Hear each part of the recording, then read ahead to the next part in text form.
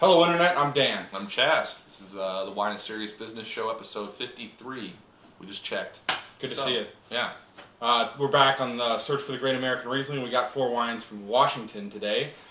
Getting outside of Oregon again, trying to explore some terroir that we're not quite as familiar with, trying to educate ourselves, hopefully share some of the experiences with you. And one of the really exciting things about today is we've got 2 samples here, thanks to the fine folks at the Longshadow Winery and Southard Winery for giving us some Riesling to try out, to taste on the show, and to share the experience with you guys. So looking forward to comparing these to a couple other wines we picked out.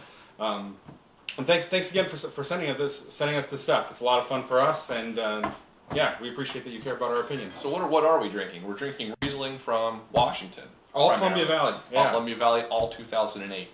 And I haven't had any of these before. Have you had any of these before? No. Yeah. So all new to me. We taste them a little bit beforehand, make sure everything's good to go for the show. And they are. So all new reviews. Here we've got the Evergreen from the Evergreen Vineyard. This is Efeste. I have no idea how you pronounce this. No. But you can see the label on the screen in front of you. This is 2008 single vineyard Riesling, the Evergreen Vineyard from the Columbia Valley. See how it Big does. pour. Yeah.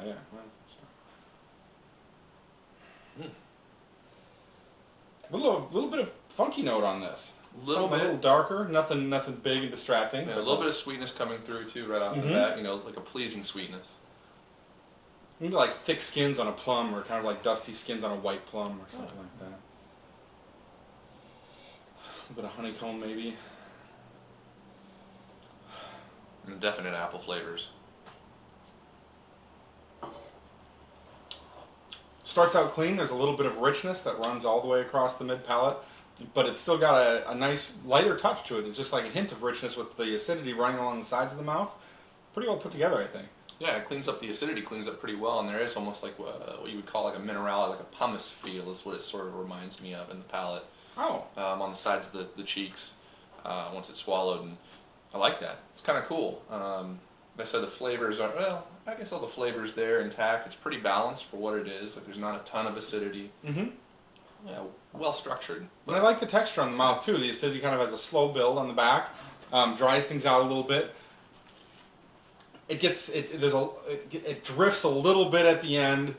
It's getting a little rough, like late on the finish, like maybe 10 seconds after you swallow. It's feeling a little bit rough, but you know, that's kind of in contrast to the nice richness, some good fruit flavors in the mid palate. Yeah, there's still good flavor left out after like 10-15 seconds too, which is cool. It's got a decent finish on it, and there is some sweetness that comes through later as well. Yeah. You know, it's kind of got that balance between full dry and a little bit of sweetness. It's kind of nice. And definitely not over the top by any stretch of the imagination. Yeah, this is definitely well put together. And what, it's $13 here? Was this a discount bin? Or no, it's $13. Wow, okay. So that's, yeah, definitely a nice wine for that price, I think. Absolutely. I'm going to go 87 points on it.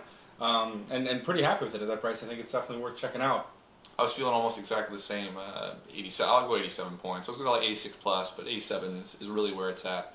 Balanced effort, cool finish, and nice texture. So, yeah. All right. Pretty much it. On to the Poet's Leap from the Longshadow Project. I want to make a quick correction note here. In a previous episode, when we tasted the Eroica, I mentioned that it might be associated with Longshadow. It's totally not. Chateau Ste. Michelle, I corrected the video, but I want to publicly state that Poet's Leap is the Longshadow Project's Riesling. And that is a famous winemaker, Armin Diehl, from the Nahe region in Germany, came over to work on this wine. So we should get the rinse going. So excited to try it. I'm not terribly familiar with the Nahe region. I drink out of the Mosel primarily, but there are some wines from that region that I've been pretty happy with.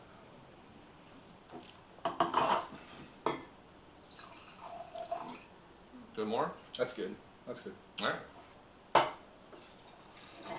shit. Sipping. Yep, there we go. Definitely a lighter, more floral nose in contrast to the Efeste. Yeah, the sweetness, there's no sweetness like instantly detectable on the nose, whereas this comes across almost like full dry, but... A little bit of floral note, a little bit of honey again. Almost like a sort of club soda sort of scent too, or like a little bit of soda going on. Sure.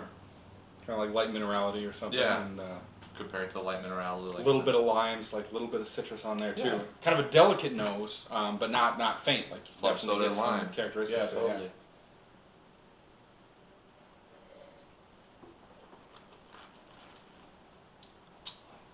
Again, a soft touch, kind of consistent with the nose. There's a delicacy as it starts out.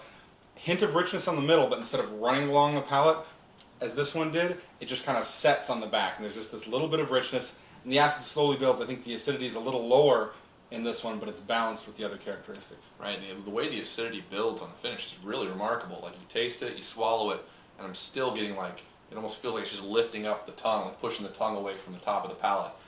Pretty cool stuff. Man. Yeah, just like a slow time. And it's interesting, like we said, we checked these all out before we did the show. This is improved markedly over 10 minutes even. So, pour it in the glass, maybe let it sit for a little bit. The flavors linger for a while. I'm getting like some yellow apples kind of late. Again, everything's light. Nothing's really like, like sake in the mouth or like big flavors exploding. It's just kind of a delicate package that works very well together. Definitely well made. There is a little hints of citrus, like the lemon lime thing we were talking about before. But yeah, the yellow apples really dominate this palate.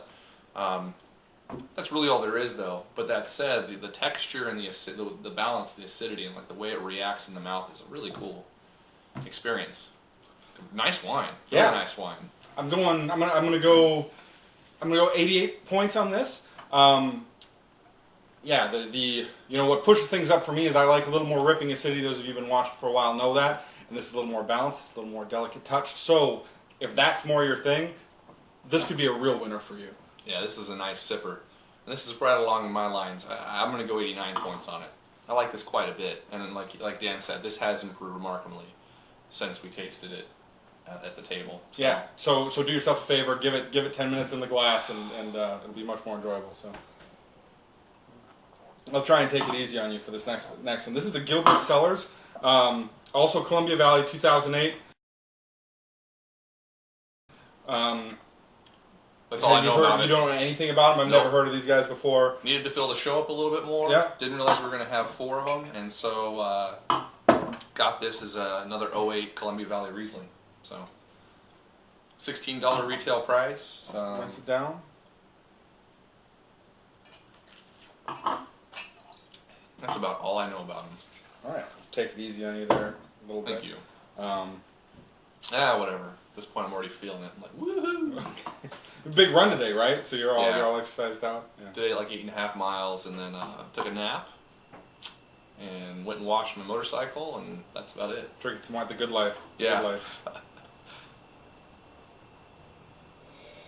Interesting nose here. Definitely different from the previous two. I'm getting like almost an earthy component. Yeah. Let's say there's something a little funky there, but I can't decide whether it's good funky or bad funky. It's like, or maybe like thick skins on the grape or something like that. Sweetness is showing. Yep, a little bit of it there. On the nose, excuse me. But sort of muted compared to the previous wine. The Poet's Leap, I think, was a little bit larger and like a little more forward than this. This is like coming across a little more bland on the nose. Sure. Yeah, lighter nose. Lighter for sure. nose, yeah.